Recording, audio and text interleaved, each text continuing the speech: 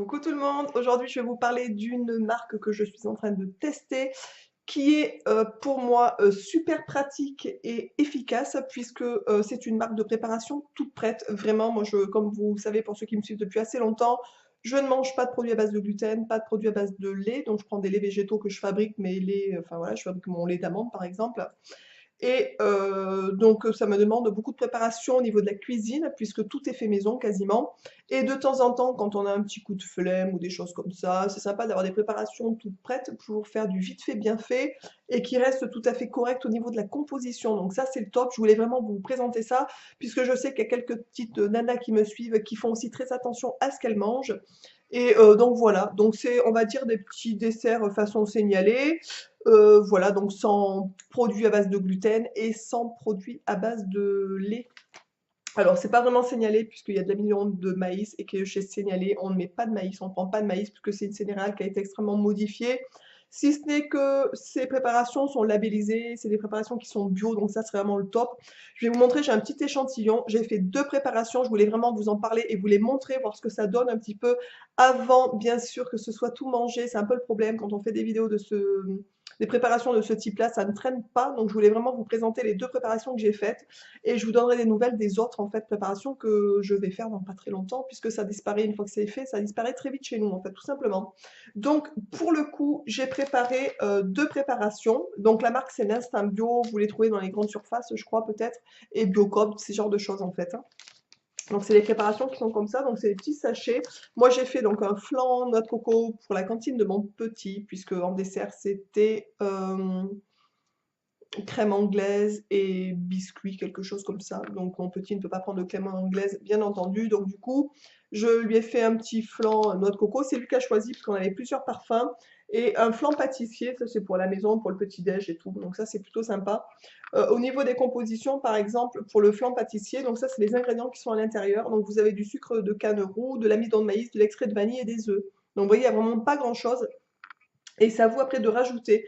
Par exemple, pour la préparation, j'ai rajouté 1 litre de lait végétaux, 1 litre de lait d'amande en fait. Et ensuite, bah, c'est tout. Donc j'ai versé la préparation dans le litre de lait, j'ai mélangé jusqu'à temps que ça épaississe en fait. Une fois que la préparation était assez bah, épaisse, j'ai beurré un plat en 24 cm de diamètre. J'ai mis la préparation dedans, donc vraiment ça prend mais 5 minutes quoi. C'est hyper rapide.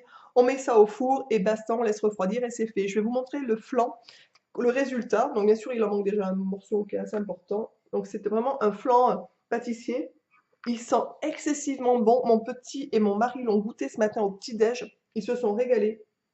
Donc, vous voyez, il y a une bonne part qui a disparu. Donc, je me suis dit, si j'attends demain, il n'y en aura plus. Donc, voilà. Donc, je voulais vous le montrer.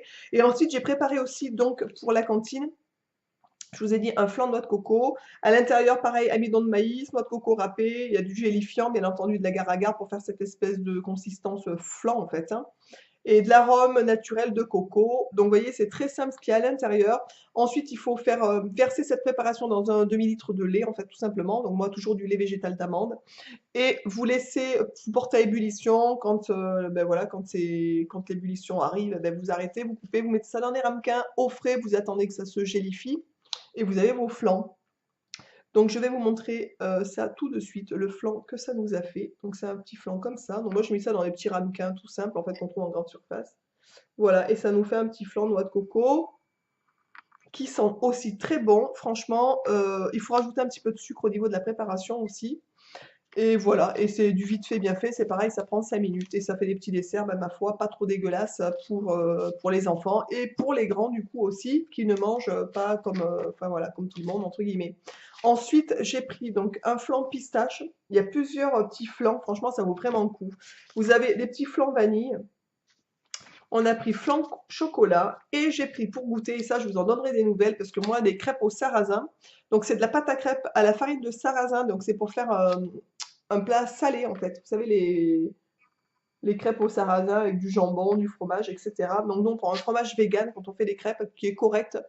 Voilà, fromage vegan qui a goût de gouda un peu, donc c'est assez bon. On met un petit peu de jambon et voilà, et le jaune d'œuf, quelque chose comme ça des fois et pas tout le temps. Et on fait ça avec une grosse salade de crudités et je trouve ça nickel en fait. C'est du vite fait bien fait. Alors moi je les achète toutes prêtes les crêpes souvent en grande surface, au champ ou en bio bien sûr, toujours. ou peu importe où, en fait, on en trouve un petit peu partout de ce genre de crêpes, c'est très bien, c'est vraiment façon signalée, c'est parfait. Il n'y a pas de, pareil, il n'y a pas de gluten à l'intérieur. Donc là, c'est très simple, c'est de la farine de sarrasin, là, quoi, les ingrédients qui sont à l'intérieur, des œufs et du sel. Donc c'est hyper simple en fait, hein. Il faut rajouter un demi-litre de lait. Pareil, donc vous incorporez la préparation avec un demi-litre de lait, une cuillère à soupe d'huile, et voilà, vous faites cuire les crêpes dans une poêle chaude et huilée. Donc ça, c'est parfait. Je vais le goûter dans pas très longtemps, puisque nous, on en mange de temps en temps des crêpes comme ça, enfin même régulièrement, peut-être une fois tous les 15 jours, quelque chose comme ça. On se fait un petit repas. En plus, c'est du vite fait, donc ça, c'est parfait. Et voilà, donc ça, je vais le tester. Je vous en donnerai aussi des nouvelles quand ça sera testé. Les autres petits flancs aussi, mais je pense qu'il n'y aura pas de surprise. Ça sera à peu près de la même qualité, on va dire, que le flan en noix de coco, à part que les parfums vont varier. Donc ça, c'est très bien. Franchement, de temps en temps, j'irai en racheter régulièrement parce que je trouve ça assez sympa d'avoir ça en dépannage pour du vite fait, puisque des fois, je fais des yaourts aussi végétaux qui sont succulents. Je vous avais mis la recette, vous trouverez la recette dans les playlists. Cette recette au lait que je fais à la purée d'amande, ces recettes de yaourt sont succulents, mais c'est beaucoup plus long.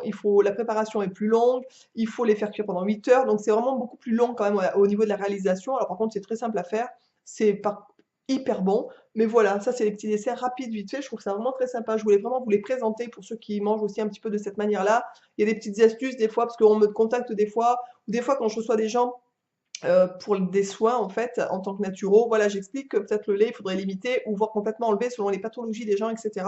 Et beaucoup de gens sont perdus en fait, vraiment perdus. Et la première erreur que font souvent les gens, c'est qu'ils se jettent sur le soja qui est bourré d'oestrogènes en fait et qui vraiment c'est à éviter. Franchement, le soja vraiment à éviter, mais ne compensez surtout pas le lait de vache par le lait de soja parce que c'est le carnage aussi, donc c'est vraiment pas utile pour favoriser vraiment des laits végétaux qui sont simples à faire. Et ça, c'est vraiment des petites astuces pour de petites préparations gourmandises, on va dire, qui sont au top en fait. Voilà. J'espère que cette vidéo vous aura plu. Je vous embrasse, écoutez tous et tous bien fort. N'hésitez pas à me poser des questions si vous en avez sous la vidéo. N'hésitez pas à liker, etc. Gros bisous à tous. Et puis je vous dis à très vite dans une prochaine vidéo. Ciao.